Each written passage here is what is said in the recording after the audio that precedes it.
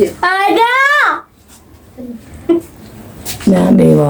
बच्चे मेरे मजूर ने यानी कि ज़हनी तवाज़ुन नहीं सही है भी चलो लोगों का मैं काम कुम कर लेनी इन्होंने संभालनी है घर च बैठे भी कर लेनी अंज भी तू मैं भी मदद कर दिंदा है। तो मेरा दूसरा मेरा बेटा एक हैगा ज़हनी तवाज़ुन नहीं सही वो बाहर दूर दूर निकल जाता है पागल बच्चियां दो मेरियां 4-5 बच्चे ने तो छोटे ने हल कमा कर नहीं सकते तो बंदे मेरे 8 साल हो गए ने फौत होए ने